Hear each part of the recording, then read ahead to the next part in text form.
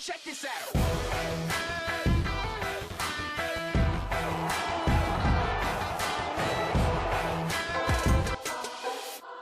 Salut à tous, c'est BizBiz. Alors aujourd'hui l'épisode 513 du Zap Image. Comme d'habitude, je vous mets des images de foot d'actualité ou des images anciennes. On en parle un peu et c'est parti. On va commencer. On va parler beaucoup de France-Belgique hier, la première demi-finale de cette Coupe du Monde. Donc déjà regardez la une journal L'équipe aujourd'hui, c'est marqué la tête dans les étoiles. Voilà, parce que c'est quand même un truc de malade ce qui nous arrive. On est encore une fois en finale de Coupe du Monde pour l'équipe de France. Donc pour parler rapidement du match. Donc on a inscrit l'unique but de la rencontre. De toute façon c'était un match très serré. On sait qu'il y a une sacrée équipe en face, quand même la Belgique, avec les joueurs qui la composent.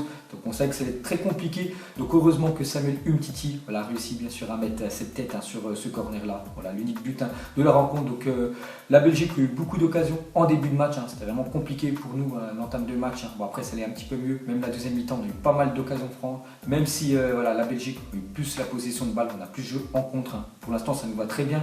Voilà ce système de jeu, de jeu en contre, parce qu'à chaque fois on gagne les matchs, donc belle victoire quand même des Bleus.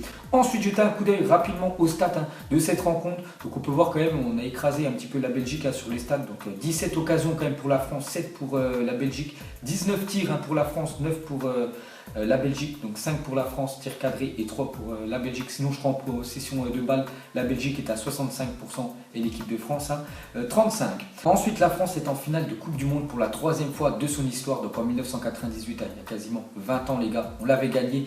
En 2006 on avait perdu contre les Italiens et on va la jouer un dimanche à 17h, soit contre la Croatie, soit contre l'Angleterre.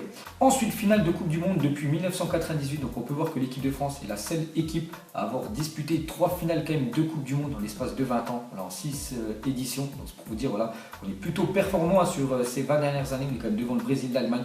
Et bon, maintenant il faut bien sûr la deuxième étoile. Ensuite officiel, Samuel Umtiti a été élu homme du match de France-Belgique. Donc c'est logique que ça soit lui, parce que c'est le joueur qui a changé la note du match. C'est l'unique buteur de la rencontre. Donc félicitations à Umtiti. Ensuite on va ouvrir la page Kylian Mbappé, qui a encore été très bon hier. N'oubliez pas qu'il a seulement 19 ans, Mbappé. Et regardez le jeu qu'il a produit hier, exceptionnel à Kylian. Donc Kylian est le plus jeune joueur d'une demi-finale de Coupe du Monde depuis 1982. Donc on a encore un record pour Mbappé.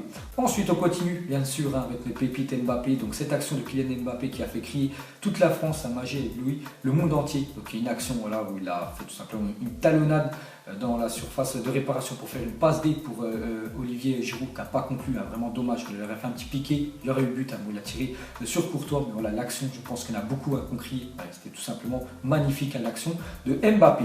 Ensuite on continue avec le phénomène Mbappé, donc il a fait une petite déclaration à la fin du match, il a dit c'est inimaginable, c'est le rêve de toute une vie, une future vie, de tout, je n'ai pas de mots, c'est extraordinaire, même dans mes plus grands rêves, et pourtant je suis un grand rêveur, j'ai jamais imaginé ça, on a disputé une finale de Coupe du Monde, donc maintenant c'est que la finale, il faut bien sûr la gagner, cette finale, en espérant qu'on gagne une deuxième Coupe du Monde, serait magnifique, et surtout pour Mbappé à seulement 19 ans gagner une Coupe du Monde serait tout simplement extraordinaire. Ensuite on continue avec Mbappé, donc pour finir avec lui une petite déclaration sur le Ballon d'Or, puisqu'il peut prétendre au Ballon d'Or. Kylian Mbappé a seulement 19 ans, vu la saison qu'il est en train de faire, surtout la Coupe du Monde qu'il est en train de faire avec l'équipe de France. Il a dit je m'en contrefiche, moi je veux la Coupe du Monde, je veux dormir avec elle et avec tous les Français. Donc la belle déclaration de Mbappé, priorité c'est la Coupe du Monde et après pourquoi pas le Ballon d'Or. Et pour finir avec Kylian Mbappé, donc plus de mots pour décrire l'ascension de Kylian Mbappé. Donc il a commencé quand même en décembre 2015, début en footballeur professionnel, ensuite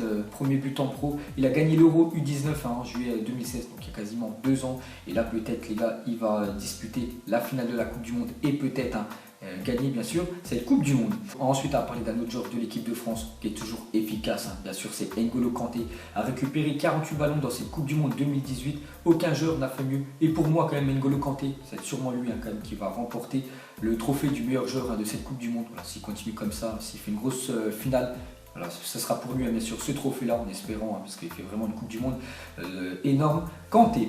Ensuite, Pavard, Varane et Samuel Umtiti, 3 défenseurs buteurs dans cette Coupe du Monde, comme en 1998. Il y a eu Lizarazu, Laurent Blanc et Lilian Thuram. Donc ça se répète en espérant que l'issue soit la même qu'en 98. Ensuite, les gars, on va parler de Hugo Lloris, parce que Hugo Lloris, les gars, on peut parler quand même du gardien de l'équipe de France.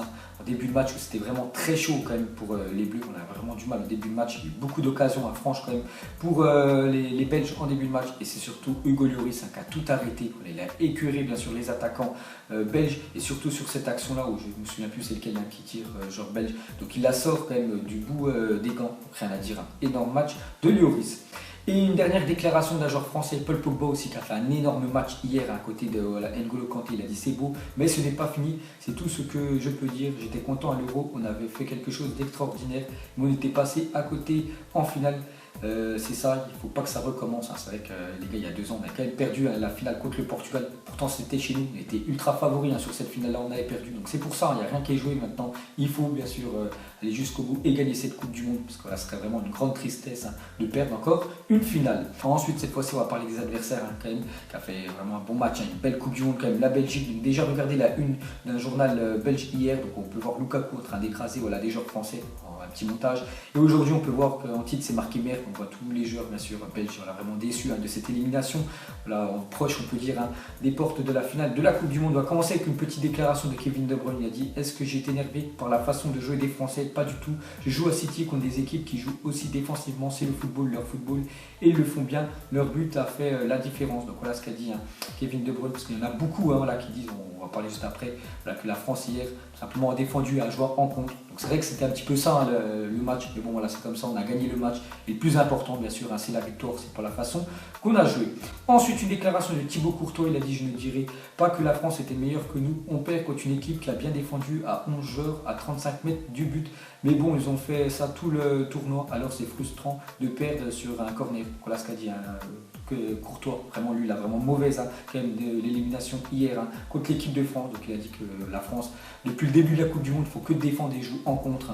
Bon après, voilà, si on peut gagner la Coupe du Monde comme ça, moi je signe direct. Ensuite, cette fois-ci, déclaration de compagnie, il a dit: je suis énormément déçu car la France repart avec toute la joie alors qu'elle n'a pas mieux joué que nous. La nation qui sera championne du monde ne sera pas nécessairement plus forte que la nôtre. Donc la déclaration du défenseur de Manchester City. Ensuite, une déclaration d'Eden Hazard, où hier les milieux français, donc Kanté et Pogba, l'ont vraiment bien canalisé, il faut avouer. Donc il a dit: je préfère perdre avec le jeu de cette Belgique que gagner avec celui de cette équipe de France. Donc la déclaration d'Eden Hazard, donc bien sûr déçu, mais il a quand même fait une belle déclaration après.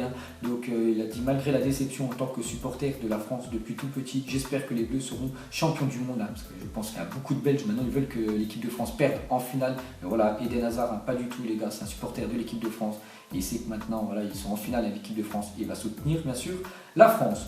Ensuite, avant hier, la Belgique n'avait plus connu la défaite depuis 24 matchs, 19 victoires et 5 matchs nuls. C'est pour vous dire quand même la performance de l'équipe de France. Donc la dernière datait de septembre 2016. Donc ça faisait quasiment 2 ans quand même que la Belgique n'avait pas perdu un match. Ensuite, ces deux photos sont séparées de 20 ans, donc en 1998 et en 2018. Pourquoi pas refaire la même? On voit qu'il y a toujours un engouement pour les Français, pour le football, parce que regardez quand même cette marée humaine. Donc vraiment magnifique photo, en espérant que ça soit la même dimanche. Ensuite, 19,1 millions de téléspectateurs ont assisté à France-Belgique sur TF1, soit 70,5% de part d'audience. C'est énorme, 70%. Donc c'est dire 7 Français sur 10 quand même qui étaient devant sa télé regardaient le match de l'équipe de France. Donc ça c'est juste, voilà, les télés, on n'a pas compté tous les écrans géants, toutes les personnes dans les bars bien sûr, donc ça lui dépassait à peu près plus de 30 millions de personnes, 30 millions de Français qui ont dû regarder ce match là, c'est énorme. On peut voir que c'est un peu moins en comparaison de la demi-finale de 2006 face au Portugal où l'équipe de France avait gagné 1-0 cette demi-finale il y a 12 ans, donc elle a rassemblé 22,6 millions de téléspectateurs en moyenne. Mais bon voilà, il y a 12 ans les gars, il n'y avait pas beIN Sport que maintenant.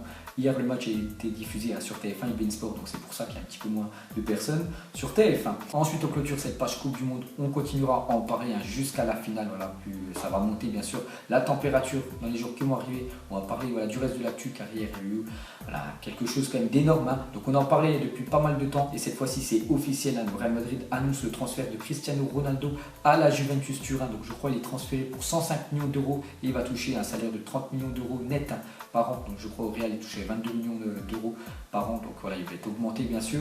Donc voilà les gars, Cristiano Ronaldo, ça fait quasiment un mois que je vous ai dit, de toute façon pour ceux qui me suivent à chaque fois dans mes appuis, je vous ai dit qu'il allait quitter le Real Madrid. Et voilà les gars, il le quitte, il rejoint la Juventus. Je trouve que c'est pas mal quand même pour Cristiano Ronaldo qui a tout gagné avec le Real Madrid. Pas de changement, il pourrait gagner une Serie A, ça ferait encore un trophée pour lui l'année prochaine. Donc voilà, bon choix pour Cristiano Ronaldo. Donc j'ai hâte de voir ce que ça va donner. Ensuite la une de Marca sur le départ de Ronaldo. Donc c'est marqué: il n'y en aura jamais un autre comme lui. Donc on peut voir plein de ronds avec des clubs. En fait c'est tous les buts de Cristiano Ronaldo qu'il a marqué avec le Real Madrid. Il Il y a beaucoup de ronds. En tout, il y en a 451. Voilà, c'est le nombre de buts que Ronaldo a inscrit bien sûr au Real Madrid. Il ne faut pas oublier que Ronaldo est le meilleur buteur de l'histoire du Real. Ensuite, Ronaldo pour le Real Madrid, toutes compétitions confondues. Donc on peut voir depuis 2010-2011, quand il avait signé au club. Donc à chaque fois, quand même, par saison, il met plus de 50 buts. Donc c'est énorme quand même, un joueur qui marque autant de buts. Donc c'est quand même une grosse perte quand même pour le Real Madrid. Déjà Zinedine Zidane est parti, plus Cristiano Ronaldo, donc il va y avoir beaucoup de changements quand même cet été au Real. Et pour finir avec les transferts officiels, on peut voir que Riyad Mahrez vient de s'engager avec Manchester City, donc lui aussi c'était chaud depuis quelques jours et cette fois-ci c'est officiel, je crois qu'il rejoint le club pour 65 millions d'euros, voilà, qui va rentrer dans les cagnottes bien sûr de Leicester, donc voilà Mahrez à City.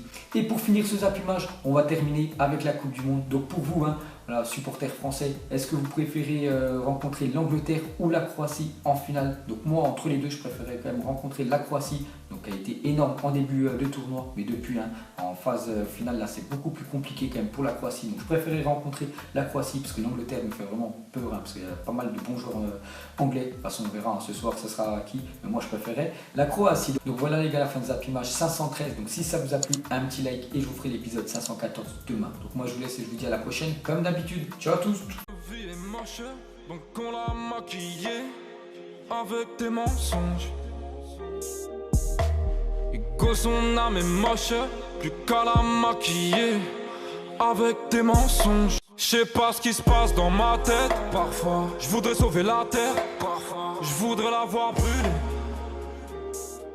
Ça va pas trop, je roule en terre. Trop de haine pour 9 mètres carrés. Tristesse, faut pas.